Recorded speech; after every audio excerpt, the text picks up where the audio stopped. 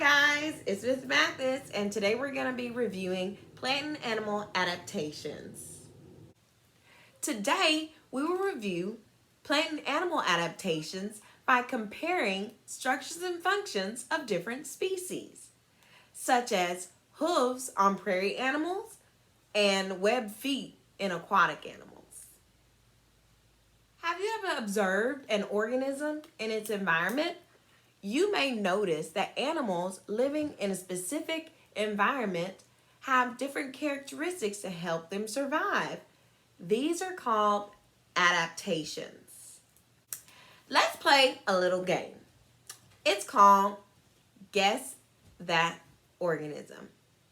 Okay, I'm going to describe this organism to you, and I want you to write down the characteristics that I give. I'm going to give you 2 characteristics, and I want you to tell me how those characteristics would help an animal survive. What are those characteristics good for? Okay. Characteristic number 1. This organism has a hard outer shell. Characteristic number 2. This organism has webbed feet.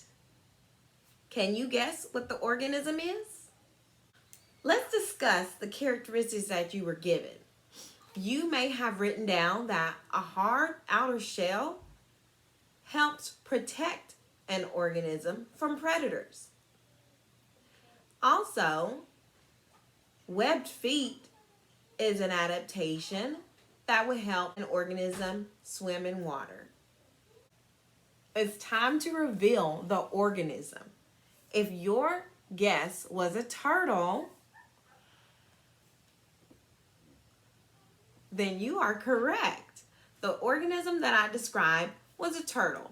Notice how the turtle has a hard outer shell and it has webbed feet. There are several different ways that organisms can adapt to its environments. We're going to discuss plant adaptations, feet adaptations, mouth adaptations, defense adaptations, and limb adaptations. Plant adaptations. Okay, water is important for plants to grow. But what happens if a plant grows in an environment where water is not there? There's not a good source of water for the plant. The plant adapts, of course. Take a cactus, for example. Plants release water and moisture through their leaves. But in this type of environment, like in a desert where a cactus grows, it's not going to want to release that water. It's going to want to keep it in. So cactus have a thick, waxy coating that helps it protect, that helps keep the water in. And it also have these spines that protect it from predators. They might try to get the cactus's water. Depending on the type of environment, the right type of foot adaptation is needed to help an animal survive. For example, webbed feet in aquatic animals help them survive because it helps them swim faster. This helps them swim faster because of the extra skin, the extra flap of skin between the toes on the feet pushes against the water, and it makes them catch the water easily and makes them swim faster. Hooves on prairie animals like giraffes and zebra help them run faster as well. Prairie grounds are really hard, and so the hooves on these animals need to be hard in order so it doesn't hurt them when they run. Next up is limb adaptations. Limb adaptations are arms, legs, wings, flippers, fins. These are the things that help the animals get around in their environment. Here I have a shark. This shark lives in the water. So it has its limbs, its flippers and fins help it to glide in the water. Okay? It's going to need to be able to get through the water easier to to catch its prey, to get its food. It's going to have to be able to go easily. Wings on birds help them to fly. They could be long wings, short wings, depending on the size of the bird. Now, not all birds have wings that is going to allow them to fly, but those wings are still good adaptations for them. So maybe it can help them run faster if they flap their wings. Okay? They're going to get some air, even if it's not high in the air. Okay? But then you have animals that have 4 legs or arms. Those adaptations help them. If they're on land, they're not going to need fins. They're going to need legs to help them walk. Next up is mouth adaptations. So mouth adaptations, an animal's teeth will tell you the type of food that an animal eats. So animals with sharp teeth is going to reveal predators or meat eaters or carnivores. Animals with flat teeth is going to reveal an herbivore or plant eaters. Notice that I have a lion and a tiger. We know that these 2 animals are predators.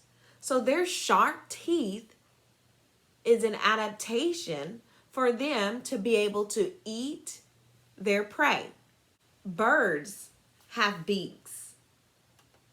And those beaks can either be long and narrow.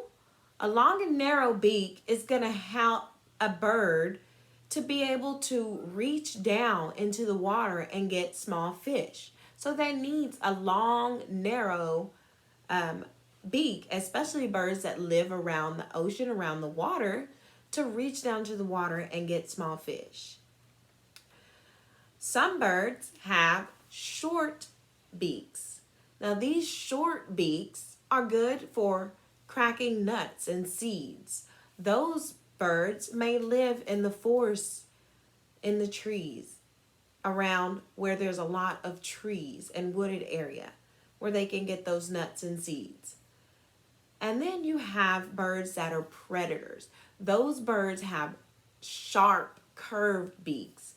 That's so that they can eat the meat that they need, because they're predators. They hunt their food. They're going to have sharp beaks to be able to eat that flesh, eat the meat of their prey.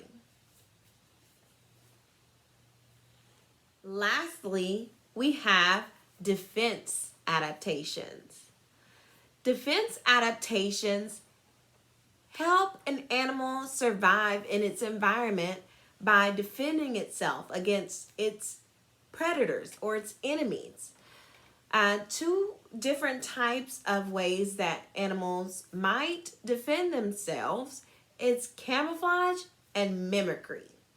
Camouflage is when an organism blends in with its environment. So we know that a tiger has stripes, and we know that tigers like to hide in tall grass so that they can hunt their prey, so that they're not very noticeable. So their stripes help them hide in tall grass. Mimicry is when an organism actually looks like something in their environment. For example, insects might look like a leaf or a stick so that their enemies don't notice them as easily. That's it for our plant and animal adaptations. We also have some activities for you to do along with this review. However, I want you to come up with an imaginary animal and tell me what type of characteristics that you would give your animal to help it survive in its environment. What are those adaptations that you will include? In addition to physical adaptations, tell me some behavioral adaptations that might be a characteristic of your animal. See you guys in the next video.